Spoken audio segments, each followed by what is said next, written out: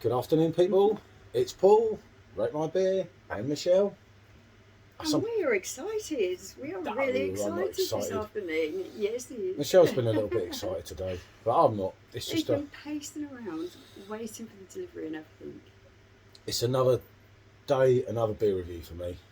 You know, it's one of them things. As you'll know by the header, we're doing Hertog Jan, the the Grand Pilsener, coming in at 5.7%, and yeah, quite excited. I can't turn the camera around and show you the pour because I've got all the machines loaded up. It's the bottom one, and you really don't want to see my butt. You'll be meant right down, so that's not pleasant. So. Yeah, but yeah, no, we are quite excited, if I'm honest about this one. It's something different. As you know, if you've watched any of our videos before, if not, do check some of the other ones out. We do love a Pils, Hasselroder, Beck's, you know, both coming up. Oh, you know what I haven't done? I've only got the testing glass. I haven't got the glass. Right, give me a sec. How dope is this one? This is how overexcited he's got about this. Thought he'd got it all planned, and he's even forgot glass. I think that just about says it all. Paul's been running around like a headless chicken, trying to get hold of people who got theirs this morning and finding out what it tastes like. Aha! Ice cold glass, you see?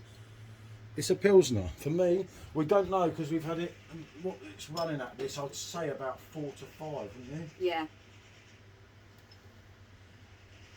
Yeah, I would go on that it's running about 4 or 5 degrees. Yeah, I would say that. Hold on. You know how it is. It's not the easiest of glasses, is it, this one? A bit better. It's getting better than the first one. Right, okay. Getting there. You know how it is, you can't win them all, people. Usually he pours to perfection. Just a minor tip. I've got the bloody shakes. I thought that. I've been that excited. Okay.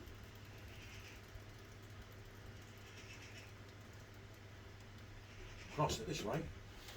Oh, right, here we go. That's it, that'll do. That's looking good. No, the dog's laughing. Right. I got there in the end. Just don't ask. So, wow, look at this. Let's start off with what it looks like. It's a lovely golden colour. You've got that nice white creamy head on the top there. Nice and thick. Yeah. About a 3-finger head. And it is thick, yeah. That thick foamy head. As you see there, we had a little sample. Not going to say a lot about it because we'll let it all go now and see how it is. Indeed. So, you go on, yeah? Let's have a smell, see what I smell from this. We've heard some, well, really, really good things about it from people in Perfectdraft Keg Tips that got theirs delivery a little bit earlier than us today. Now this to me is smelling really lovely. It's got a malty smell and there's a fruitiness there as well. Yeah, I always struggle with this bit. I don't get all that with this smell. It means actually a lot to a lot of people. It does to me. Yeah. But sometimes I think, oh, that don't smell right. And I kind of start getting a background of what I'm going to taste from the smell of something. Sometimes you do. Sometimes they're very misleading, aren't they? Because you think, oh, that's a bit dodgy, and it's actually not, is it? But I mean, as we went on the sample, and I must say thanks to Michael, a subscriber, just been keeping me updated today with this, as I've been like, oh, you know, it is, and he let me in, and he actually, one of the things he said which stood out with us chatting online today was it reminded him of the famous old 5.2% Stella, which I did review yesterday, but I couldn't share today because I'd already shared the other one. So right, you go first. I'll let you go first. Okay. Age before beauty, I say, people. And I've always gone by that one.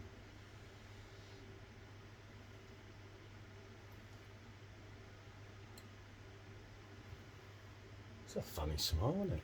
Doesn't smile at me like that. Get some more of this.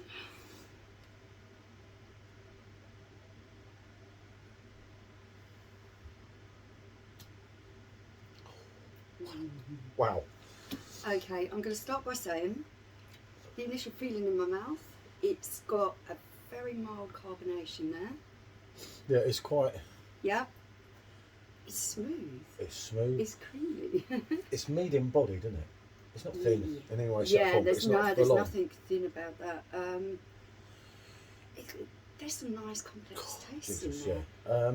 You're not getting a huge Pils bite, although I think the further you get into the keg, as I've heard today, one, the better it's tasting.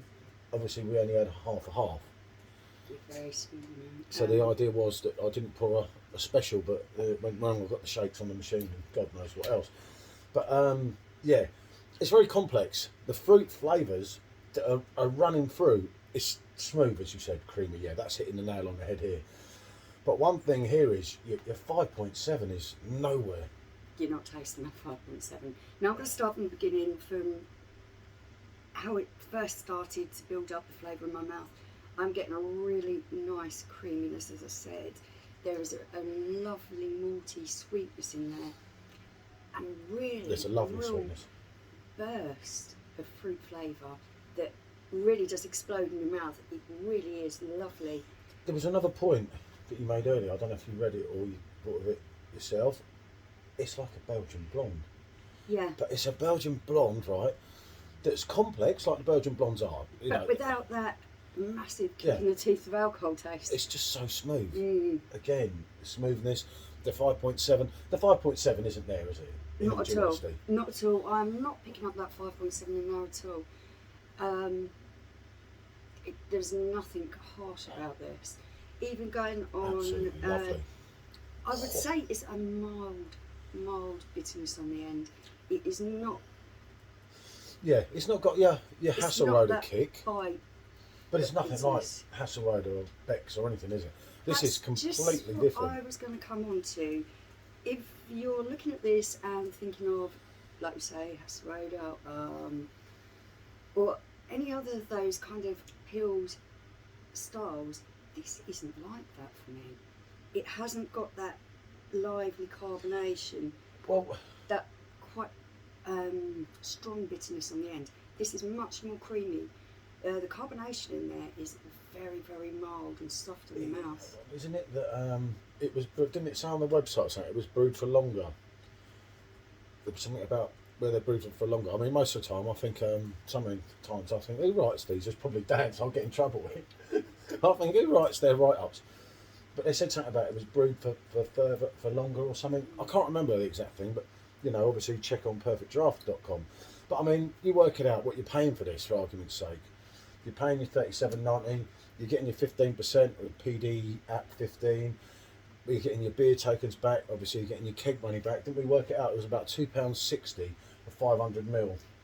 Come on, of draft beer in your house. I think that is good. When I've tried something like I'm trying to put my finger on it so I can say to people, oh, it's similar to this, and I'm racking my brains and I'm not actually coming up with any answers to that. It's not similar to anything really that I can think of. Not in our opinion. Obviously, everyone's going to be YouTubing this. You've got Bazza, Josh. It's subjective. It's an absolute cracker, isn't it?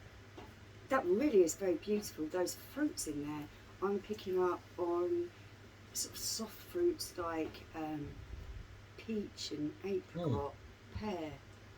And it goes all the way through. The aftertaste that you're left with in your mouth is lovely and moorish, isn't it? You get that such nice aftertaste.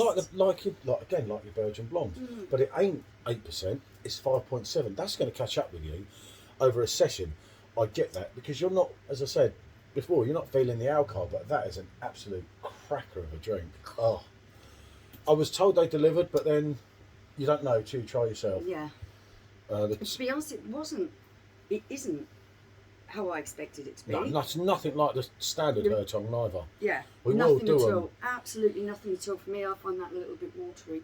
I will do them both though. In flavour. But one. No. This is banging with flavour. It's full of it. It's ram-packed full of it. It is. It's very complex, isn't it? Obviously, we're doing this. You're going in at the deep end, you know. When you do a review, you haven't heard anyone's review. You don't know hardly anything about it. But that's the best way to do it. Two other people's opinions who've actually tasted it. Yeah, but one of them people, they're going to like it anyway. Yeah. Mention no names. But no, this is a cracker. Seriously. There's a lot of people that are obviously waiting to hear what people like me, Josh, Bazza, say on it. Seriously. Getting done again. Anyway, look, I'll close this one off. We're going live on YouTube. I'll put this straight up. Yeah, we're going to make this a are we doing the paddles? Talking point, if I can find them. Yeah, right there, by the corner. So this is tough, right? Now, I scored Hasselrod a 10. I scored Beck's 9. So I'm kind of a bit torn here.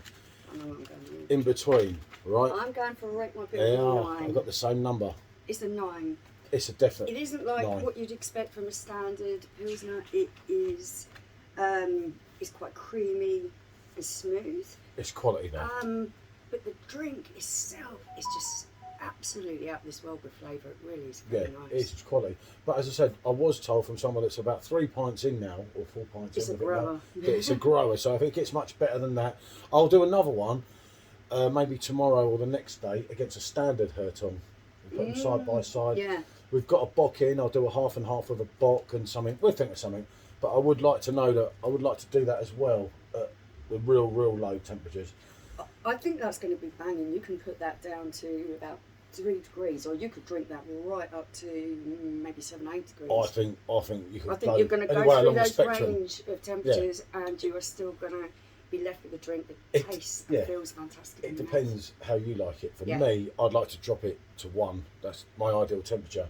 Yeah, for me, this is sitting nicely around 5 degrees. Yeah, this is good at 5. Don't get me wrong. I don't know what the temperature is meant to be on it, to be honest with you. But when I'm talking Pilsners, I'm talking lager, I like them cold.